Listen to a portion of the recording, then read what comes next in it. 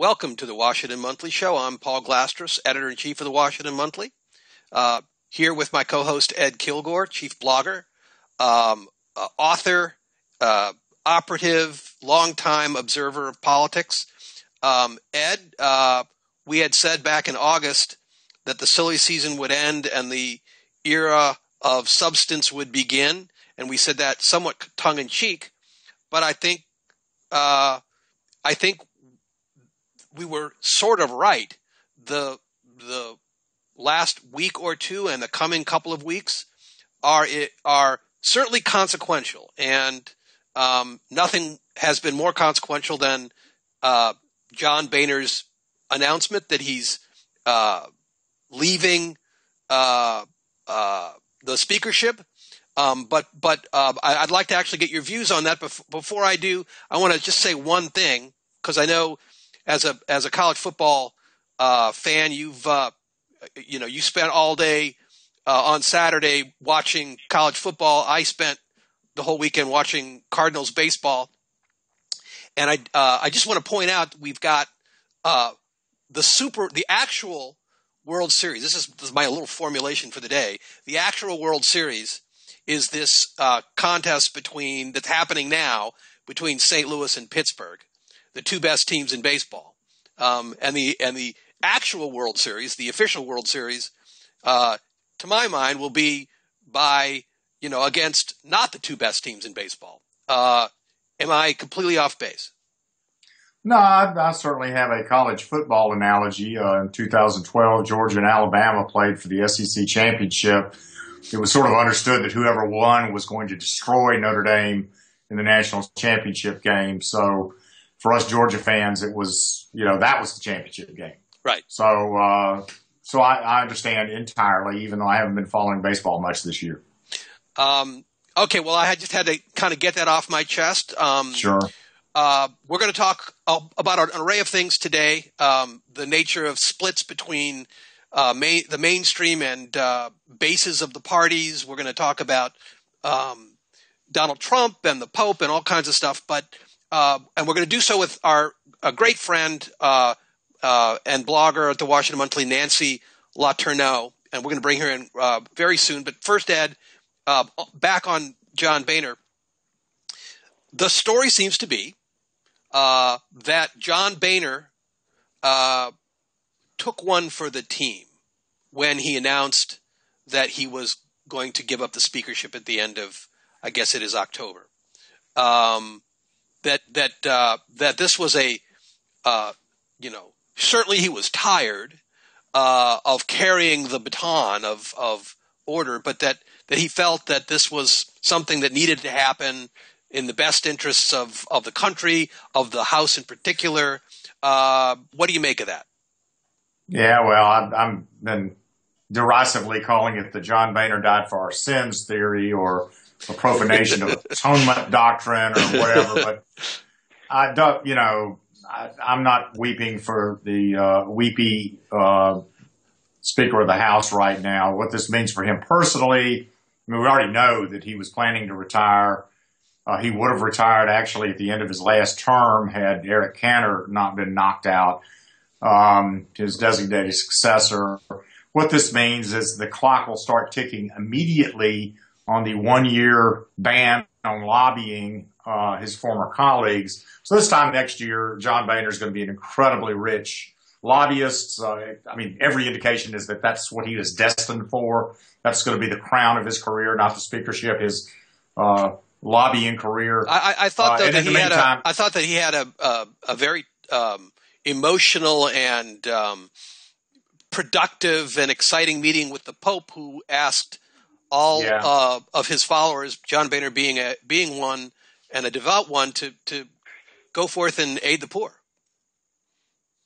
Oh yeah. Well, I'm sure that's pretty high on John Boehner's list of things to do, from his golf resort condo in Florida, to which he will repair the minute he is out of office. I'm being sarcastic here, but partly it's because Boehner did not have to resign his House seat in order to pull off this sort of implicit deal with the conservatives to give up his gavel and head off an immediate government shutdown. He could have stayed in the House, served out his term, spared the people of Ohio the expense of a special election. But no, he wants to get that lobbying career going. So I'm sorry. I have no sympathy whatsoever for Boehner. I think he was planning to leave anyway. I'm a little bit surprised that House conservatives are accepting this as the trophy that will lead them to hold off on a serious shutdown threat, at least until December. But again, it's just until December. We may be right back where we were a week ago come December, with the added irritant of a debt limit extension vote in the House, which is always a flashpoint that could lead to a government shutdown. So, as somebody who doesn't want to see the government shut down, I'm relieved, like everybody else, that, Boehner's resignation put that off for a couple of months. But no, let's don't start canonizing John Boehner. Well, let me ask you under what conditions you might reevaluate your estimation of John Boehner's sainthood.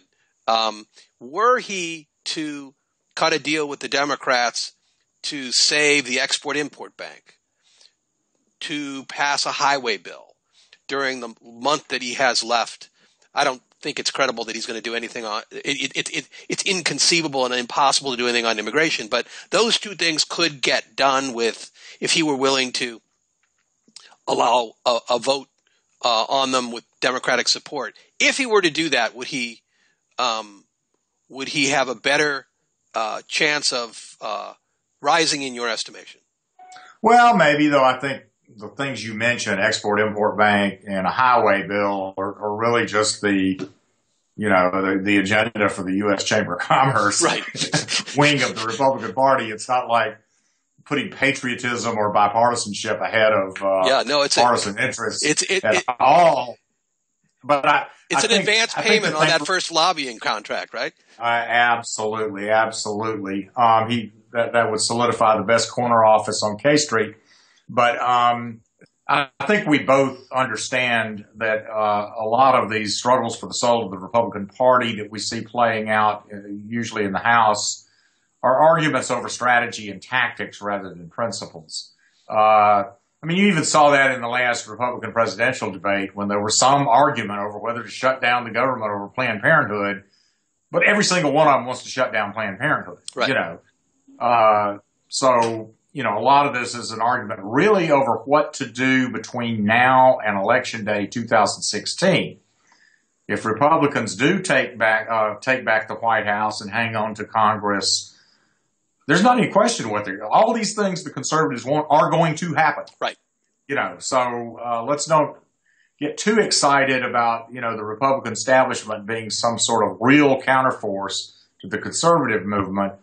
They will repeal Obamacare as much as they possibly can. They will defund Planned Parenthood. All these things that the conservative movement wants, they're going to get if Republicans win this election. It's just a question of what you do in the interim. Yeah, I couldn't agree more, and that was the case in 2008 and 2012 also, that people thought, maybe John McCain or Mitt Romney might be more moderate, more capable of fending off the maximalist agendas that had been talked about by both members of Congress, Paul Ryan and his budget, as well as the sort of more traditionally right-wing candidates. And it was obvious, and we wrote a lot about this in the magazine back then, a Romney or a McCain campaign presidency would have had to deliver on the promises that these candidates had made. And they, it's a rare president who doesn't deliver or attempt to deliver on the things that he said in the campaign, and especially with a Republican Congress that is so united in holding that president to that promise. So I think you're absolutely right. We can make a lot out of the insane chaos in the in Congress right now in the presidential race, but all of it is toward a pretty unified end. They all have in mind about the same policy agenda. And that's a policy agenda that I think the average American ought to presume, and I don't think this is true, but I think they ought to presume would be put in place in a Republican administration. Yeah, maybe we ought to bring in Nancy on this, but this is a dangerous sort of meme too, I think, because, it sort of Boehner's resignation sort of reinforces the comforting thought that push comes to shove, the great big adults of the Republican Party are in charge. These crazy people will never have any power. And, maybe that's true, maybe it's not in the current environment, but certainly they'll run out of excuses if there's a Republican in the White House. Nancy, let's bring Nancy LeTourneau into the discussion. Nancy, how are you? I'm doing great. Thank you. Well, thanks for coming on board the show. So, Nancy, to the question, is the chaos we're seeing in the presidential campaigns and Congress something that maybe if you're progressive, you should delight in, or something that's really just a sign of bad things to come if you're of the the left persuasion? I think, as you all are saying, that all hinges on what happens in the elections. Because if they win, then I think what you all are saying is absolutely true. They're going to do what they say they're going to do. But if they lose, then I think, it will depend on how badly they lose, whether or not that's good news for progressives or not. Yeah, I think that's right. So, I think, you have to, part of what you all were just saying kind of struck me as interesting, the fact that John Boehner, who, has been trying to manage this chaos, I think, him resigning is a sign that the chaos won, I think. At least that's one interpretation of it. Yeah, it stalled a shutdown for a couple of months, but, the Freedom Caucus got their, got what they wanted. They got rid of John Boehner, and now the talk is we want to go after Mitch McConnell. That's right. So, that's right. Exactly. So well, in a sense, the chaos won. Well, let me ask you about Kevin McCarthy. Kevin McCarthy is the California congressman. He's the number 2 or 3, Nancy, in the leadership. Number 3, right? No, he's number 2. Number 2. So everything I'm reading says that Kevin McCarthy has a pretty clear path to the speakership. Not too many people are raising their hands to say they'll challenge him. So the test of whether, Nancy, your theory is right that the chaos won is what you think of Kevin McCarthy. And let me give you a thought about Kevin McCarthy. I'm not a close follower of the guy's career, but when you look, there's not a lot of there. Here's a guy who's relatively new to the House, who rose extremely quickly, who's never run a committee or a subcommittee, who has no major legislative accomplishments under his belt, whose reputation for achievement is based on having recruited a good number of the 40 or so members of the far-right No Caucus, but also has a kind of Eddie Haskell-like ability to talk to mainstream sort of establishment Republicans and funders and so forth. Seems to me he is the right man for the job. If the right man for the job is somebody who really does represent, in a way that John Boehner never did, that No Caucus. I mean, maybe I'm wrong, but that's how I'm reading it. No, I think he's a pure operative, mainly distinguished by his successful exercise of ambition. I think he will do what a majority of his conference wants him to do. Whatever political capital he has as compared with Boehner will dissipate pretty rapidly.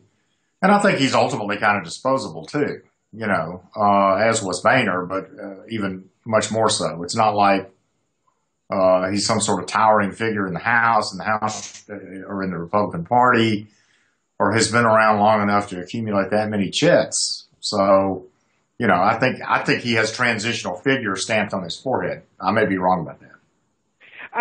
I don't have much sense of McCarthy because of what you said, Paul. He's never really done much of anything. But, if you look at Boehner's speakership, he's the one that held to the Hastert rule that said you don't negotiate with Democrats. So, I don't know that there's going to be much. I mean, I just can't see that he'll do that much that's that different, which, that what that whole thing about tactics versus policy, the fact of the matter is the tactics the right wing of the caucus wants are never going to be successful in the current makeup of Congress and the presidency. So any speaker that is in charge is going to run into the same thing. I just don't think it matters much, but maybe that's just me being naive. Well, let me argue in the alternative, as the lawyers say, and say that maybe the fact that Kevin McCarthy is the right man, he better represents the current Republican Party, could be a good thing in that he'll have the standing, the leverage, the language, the tribal identity to convince that 40-man and woman caucus of no that he can be trusted when he makes deals in a way that John Boehner could never gain their trust, and maybe bring a little order that Boehner could not. The problem with that comes to my mind is a figure like Senator Ted Cruz, who obviously has been working pretty much in conjunction with the Freedom Caucus. And I don't see, this is his shtick. This is what he's running for president on, So, the idea that group, maybe you're right that they'll trust McCarthy, but I'd have grave doubts about that. Well, besides that, speaking of Ted Cruz, is it really in his interest to win? Yeah, right. His shtick, and you're exactly right, the only reason he's in the Senate is to attack the institution and its his own party's leadership.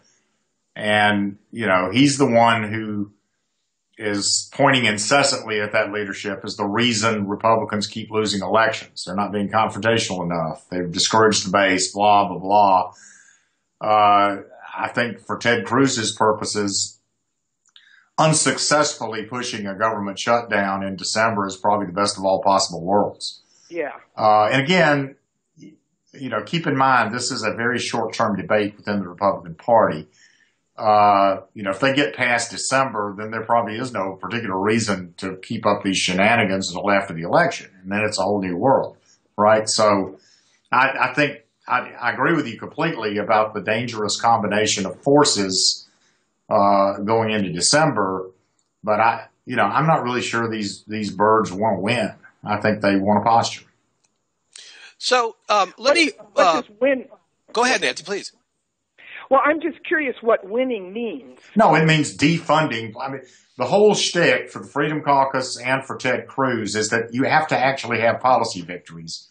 And that if they just went to the mats on any of these issues, Iran nuclear deal, Planned Parenthood, eventually the if Republicans were as tough as Democrats, eventually they'd prevail over Obama and force him to defund Planned Parenthood. That's the mythology. It's ludicrous, but that's the mythology.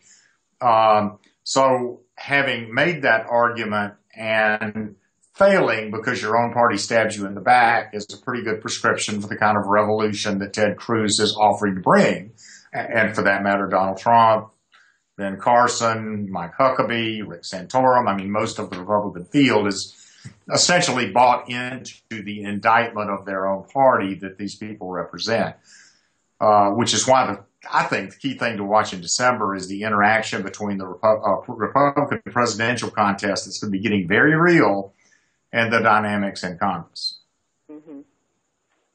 So Nancy, if we look on the Democratic side, the Democrats and progressives are not immune to tensions between the expectations of their base and the capacities of their elected officials to advance the ball. You have written about one of these tensions in particular, and that's the climate change efforts that are upcoming in Paris. There was an interesting interview that President Obama gave in which he tried to explain his thinking, his tactics, his strategy. You have a base of environmental left Democrats who believe that nothing that Obama has done or the Democrats have done is remotely close to enough. But they haven't shut down the government. So talk to me about that. What was this thing? What was this thing that Obama was saying? Give our audience a little sense of that. Well, he told Jeff Goodall, I think that's how you would say his name, from Rolling Stone, in an interview they did up in Alaska, that Jeff Goodall asked him what would success be at this upcoming UN climate change conference in Paris in December, and Obama basically said that it's getting everybody on board in a serious effort, and he acknowledged that whatever that means, it won't be enough based on what the science is telling us about global climate change, but that if you get everybody on board, then you can start building on that. And so my point was, in the piece I wrote, was that what's probably going to happen is what typically happens with Obama. I think there probably will be, and this will be a historic event,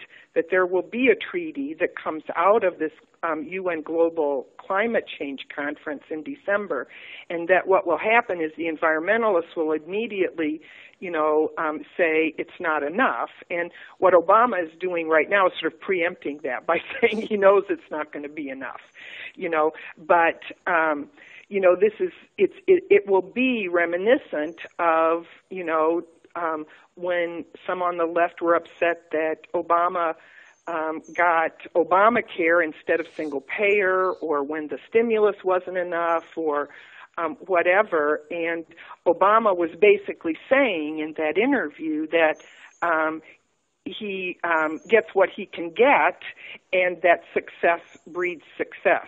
So that's sort of the nature of the tension between some on the left and Obama. I think a lot of times what happens with those is, people always say that the Democrats are a group of interest groups, and in some senses that's true. And so when people object to what Obama is doing, a lot of times it's one of those interest groups objecting rather than like the entire Democratic coalition. Right. And so it doesn't have the power when these Republicans are objecting, it's this incredibly sort of toxic fear of what's going on that's driving that. And I think they're very, what would be the word? They're together in that. They're not splintered on various issues. Right. Well, as we keep saying, they're arguing about strategy and tactics more than goals. Exactly. And Well, at any rate, speaking of Obama and Democrats and the environment, something that's happened in the last week, it kind of got overshadowed by all the big news events, was that Hillary Clinton came out against the Keystone XL pipeline after many months of speculation, in which he seemed to be sort of deferring to the administration's laborious process of reviewing that project. And there are two ways to read this, and I'm curious as to Nancy's reaction and Paul's as to what they think this might represent. It could be a leading indicator that the administration is about to veto the project in any event, or it could be, Hillary Clinton's taking advantage of an opportunity to separate herself from the administration on a hot button issue that a lot of folks on the left care a lot about. Is either of you picking up on anything about the significance of this kind of out of the blue event? I think you're either or. I'd say yes to both.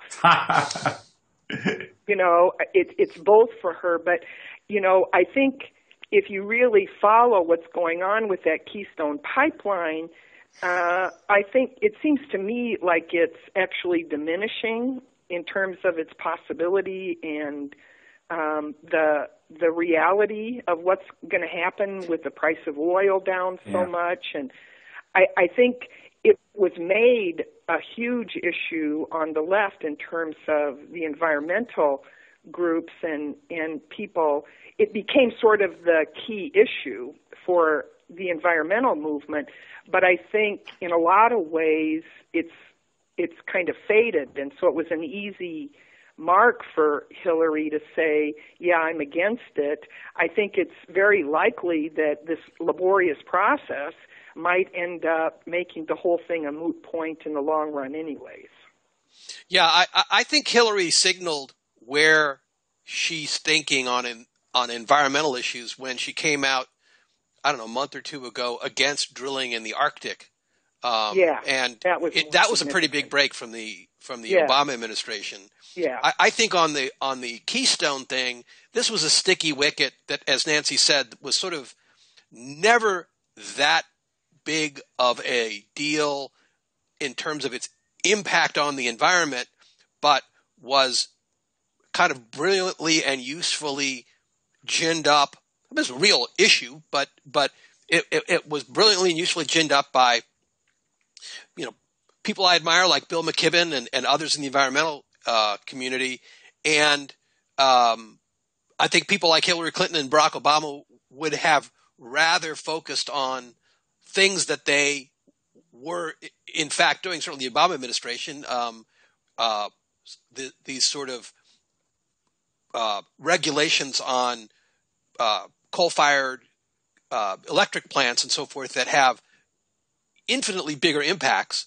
And, of course, the climate change agreements that we were talking about upcoming in Paris, then the Keystone Pipeline. And I think, this was one that was, as Nancy said, it was a fading issue. It never was that important. And with the plummeting price of gas, was only going to be built at with the help of major subsidies from Canada and the company building the pipeline. It was just not a big issue. It was a fading issue. I think she just more or less got right on the issue politically, and probably doesn't care that much one way or another. Yeah, it makes sense to me. It makes sense to me. What I'm really unclear about is whether regular folks in the Midwest are still looking to this pipeline, as a source of future jobs. Again, anything related to petroleum production is looking very different right now, with the price of oil having dropped so much and with no particular prospect in sight of it going up significantly, right? So that's true of fracking, which was a very, very emotional issue within the Progressive Coalition. Probably still is, but not as much as it was a year ago. Maybe that was kind of the equivalent of a free vote. She will not get the equivalent of a free vote, though, over the Trans-Pacific Partnership, no, which is the other issue where we know where the administration is. We still don't know where She is. While we're talking about Hillary, I have to indulge myself in a little mini rant here about the media treatment of her campaign. It's sort of the big meme of this season is Hillary's fading, collapsing, crashing, whatever you want to say. And every time a poll that comes out with any negative information about her, you get those sort of headlines. Happened again over the weekend, a new NBC Wall Street Journal poll showing her margin over Bernie Sanders declining a little bit. If you look into details, though, if you take Joe Biden out of the equation, which you should, the man's not running for president. We don't need to have him in every single poll. Hillary's percentage of the vote jumps up to 58%, which is about as high as it's been all year. So I don't know why that didn't make it into the headlines, but I think the signs right now are that Hillary has sort of stabilized her campaign and is in pretty good shape.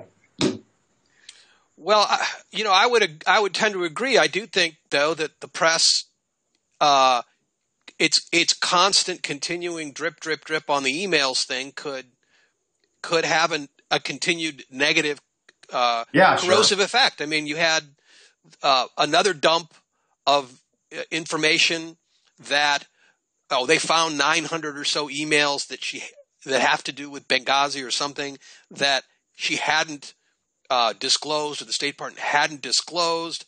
I don't know what that's all about. I do know that one piece of that email exchange, the one we do know about, was some exchanges between her and David Petraeus.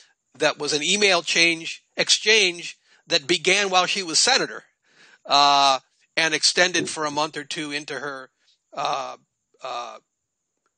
tenure as Secretary of State, and that it from the reporting that I've seen, was mostly personal in nature, and maybe said a few things about Benghazi. But so to me, this is only news in an environment in which you think at some point they're going to catch Hillary Clinton in an illegality or breaking a rule or a law or something, which, after 4, 5, 6 months of this, they have not yet. So, given that the press is willing to put this on the front page, every time there's a burp out of Trey Gowdy's committee, I do think it's a liability for her. I would say that, I forget which one of you used the word corrosive. I think that's the issue, and sort of what you're saying, Paul, is, somebody needs to make a commercial like, where's the beef, It's corrosive in that it's this ongoing sort of suspicion, but as of yet, catching Hillary doing something illegal or immoral or wrong or whatever just hasn't surfaced. There's really nothing. It's very similar to the whole Benghazi thing. That just the corrosive nature of the ongoing, sort of look at things, I think is what's damaging rather than any, singular kind of point they can make about it all. Yeah, and like Whitewater, which was very much that sort of issue for nearly 2 terms of Bill Clinton's presidency. A scandal that absolutely was not a scandal, but you get it in the hands of a subpoena or empowered government operation like, say, the Starr Committee or the Trey Gowdy's committee in the Benghazi committee in the House. They can just keep trolling for more nuggets that, and if the press is in a mind to think that there might be something there, they have a ready audience for that. It's a pretty basic reality that goes beyond politics. I know when I was in law school, I had a criminal procedure professor who said, the first day of class, he said, you got to get out of your mind this idea that there's a presumption of innocence in our legal system. Your average juror goes into a trial and looks at that person in the dock and says, what do you mean he's presumed innocent? He's in the dock. Look at him. I'm not in the dock. How did he get in the dock? And so it's true that if you're indicted over and over and over again, people do sort of assume that there must be something there. what's been incalculable this whole time, and I think you'll both agree with this, is that, there's something about this sort of environment that solidifies Democratic support, or most Democratic support, for Hillary Clinton, even as it solidifies Republican opposition. And the $64,000 question is this tiny little group of swing voters out there. How's this affecting them? And I think our hunch is that it's not good for Hillary. Simply because this seems to be you don't have to call it a conspiracy. Let's just call it a habit of coming up with something new about her every 15 minutes for decades. Well, Bill Clinton Bill Clinton was asked, I guess it was last week, by Fareed Zakaria, do you think that there's a media plot, that there's a plot out there to undermine Hillary Clinton's campaign through these leaks and email stuff? And he said, well, if you use the word plot, it assumes it's a secret. And I guess the only difference I would have with you, Ed, on that is I do think the corrosiveness is not just on the Republican side or with the vanishingly small number of swing voters. It's within the Democratic base. I think you have. I think that one of the reasons that Hillary is suffering now is there's really nowhere in the liberal media where you consistently see the investigations of her debunked. Yes. The New York Times, which is, in the vision of the conservatives, the most important liberal outlet, and is pretty liberal, has been at the forefront of often inaccurate reporting on this. If you turn on MSNBC, which I know, Ed, you do not, No. but is in the Glastris household on a lot, the basic storyline every day in most of the shows is, looks like Bernie Sanders is continuing to gain on Hillary Clinton, who's suffering in the polls because of the email gate. Right? Yeah. That's the line. I mean, occasionally they'll have some people on that debunk that, and, the hosts will question themselves, but there's a kind of ongoing cheerleading for Bernie Sanders. Most of the... what I think about that, Paul, is I've thought about this for years now, that a lot of the Democratic base, if you will, has a real hard time being in charge, because the whole kind of notion is you're the insurgents against power, right? And so we are really bad, if I can be so bold as to say we, at defending our champions.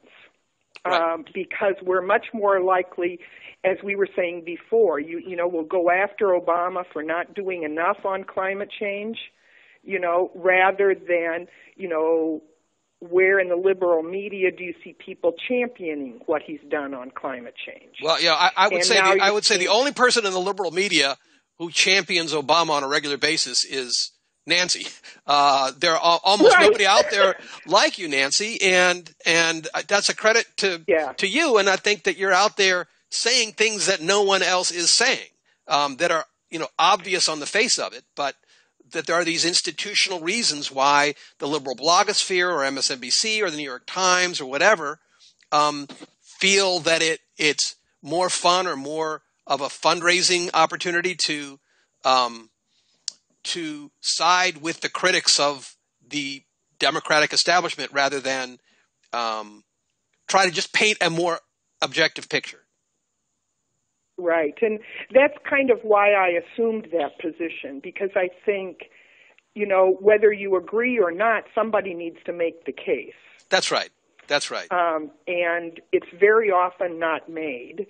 And then you can argue from there, but somebody at least needs to make the case, and I don't see that being done for the reasons we're talking about. Well, I do think we need to remember that, even with all the things we're saying about Hillary Clinton, and clearly she does also bear she's getting, some blowback from lefty unhappiness with the president too.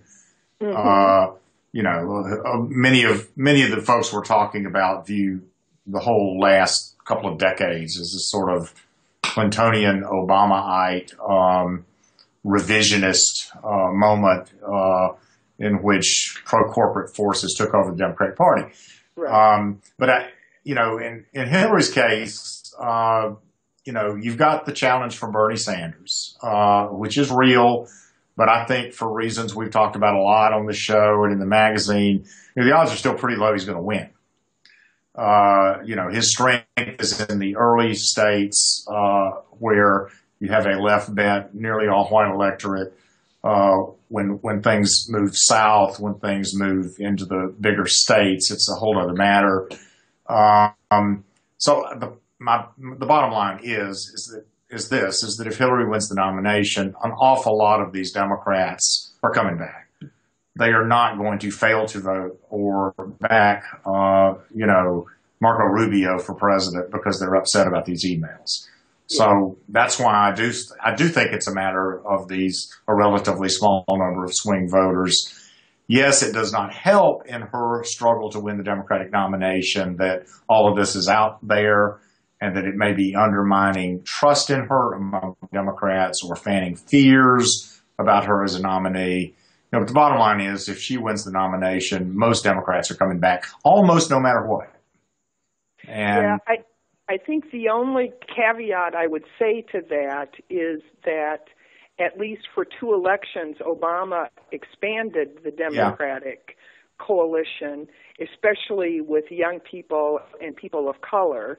And if those people get discouraged in terms of voting for Hillary, then she has to make that up someplace. Well, I don't see any evidence that minority voters are disturbed about the emails. Okay? Right.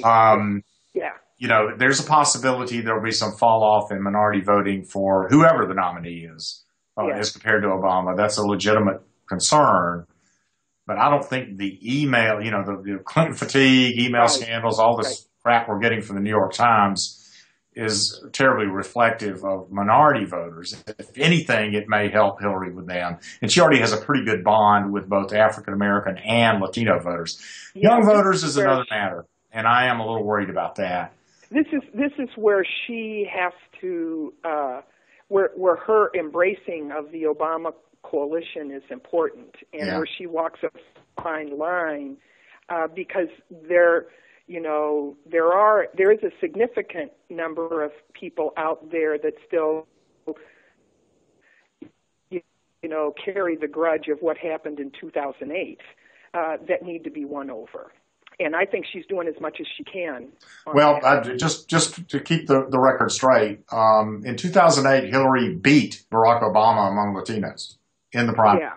Yeah, right. She won. It was not even very close. Yeah, and I'd also my reading of the polls, which is not as careful and shrewd as Ed's or yours, Nancy, but is that there's not a candidate who does better with African Americans right now than Hillary Clinton.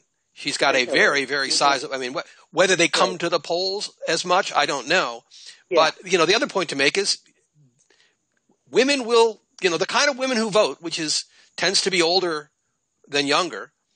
There's a tremendous capacity for her to bring those out, those folks out. So, she could wind up expanding on the Obama coalition rather than diminishing it. Yeah, and obviously there's the whole issue of who the Republican nominee is. That's exactly what I was thinking, Ed. The more they sort of careen into this chaos, a lot of that gets taken care of. I mean, even the guy that I think the smart money is beginning to drift towards, and who most Republicans will tell you offers the perfect contrast with Hillary, and that would be Senator Marco Rubio of Florida. Look at some of the positions he's taken. The guy really wants to continue the Cold War in Cuba and in Europe. I think he wants to get into about 3 wars in the Middle East by breakfast. He's completely repudiated his own legislation on immigration. I could go on and on. We don't need to debate him at great length. But the point is, and that's now. That's not even counting what he's going to have to do to win the nomination. So, I think nervous Democrats do. You can't just count on the opposition to hand you a presidential election. And everything I just said about the small number of swing voters works both ways. Well, that's interesting. I think there, I can try to tie the threads of this discussion together with a kind of a wrap-up thought and a question to you guys, and that is, the name of the game in politics always is how do you maintain a position that rallies the whole of your base and also lures over some of the undecideds, given the tremendous fury and excitement and demands of the more extreme, ideological end of your coalition. If you're looking at Republicans versus Democrats over the next, it's going to be about a year now till the next election. Which side has the tougher time of that? I think it's a self-answering question, but would you rather be a Democrat having to negotiate those tensions than a Republican? Ed? Well, I don't think it's quite as necessarily as self-answering a question as I would normally think. I think Republicans are. If you look at what has happened in the last few months in the Republican presidential nominating contest, you almost have to contort yourself to convince yourself that it's all going to work out just fine. That the fact that even now, three candidates who have never served in public office have a majority of the vote in poll after poll after poll, that's terrifying. I don't know how you can plan a general election campaign in that kind of environment. Having said all that, and even though I tease political scientists about what I call their fundamentalism, their assumption that none of this stuff matters, it's all just about GDP numbers and approval ratings, but there's some truth to it. If the economy were to go south, or if something happened that significantly affected the president's approval rating, then everything I've been saying about swing voters turns right around. And you could wind up with a very scary Republican president and Republican Congress. And I think for Democrats, I don't know how they're going to do this, but they really need to find a way to make the stakes in this election a lot more palpable to marginal Democratic voters. And I think that could be a big challenge. Well, Nancy, what you think? Yeah. Well, I think what I'm thinking as I'm listening to Ed is, that age-old question. We know what's going on now in terms of these Republican candidates, what they have to do to get the nomination. And, people like George Bush are absolutely wallowing in that problem. So what they have to do to win the nomination, and then the age-old question of pivot to the general election. I have an increasingly harder time imagining how you make that pivot, with all the things that have been put on the table at this point. So unless it's somebody like John Kasich, who's kept his powder pretty dry, and I don't think, contrary to what some folks say, I don't think he's got a prayer, but unless it's somebody like him, it's all been put on the table, and to pivot at the point that you get the nomination just doesn't seem feasible at all. So I think we're going to have a Republican candidate that's running on some things that for a lot of people are just simply anathema. So that's what I would predict happening in the general election, and I think that's going to make it pretty hard for them to claw back. So I gather that, Ed, your answer to the question is, I'd rather be a Democrat unless something right. The big if. Conceivably big happens, and Nancy, you're more on the side of I'd rather be a Democrat dealing with my base than a Republican dealing with theirs. But I think what we'd probably should all agree on, though, and it's a very important point, is that Republicans are a lot closer to total power right now than Democrats are. Democrats are not going to win the House, I'm sorry, in 2016. I hope I don't get some angry comments about that. It ain't happening. I'd say the Senate's at best a 50-50 proposition, maybe 40-60 for Democrats. If Republicans win the White House and hang on to Congress, we're in a very, very, very terrifying to progressives sort of era immediately. And that's even if the quote-unquote most reasonable Republican wins the White House, a Jeb Bush or Marco Rubio. So having said what I said about the odds in 2016, I think it's important to recognize that Republicans are in a better position to govern moving forward if they win than Democrats are. And that's just something that progressives have to live with. Yeah, I agree. Nancy, LeTourneau, a blogger for the Washington Monthly, Ed Kilgore, our chief blogger for the Washington Monthly. Thank you both for being on the show. I'm Paul Glastris, co-host of the show with Ed Kilgore. We will see you guys next week. Bye-bye.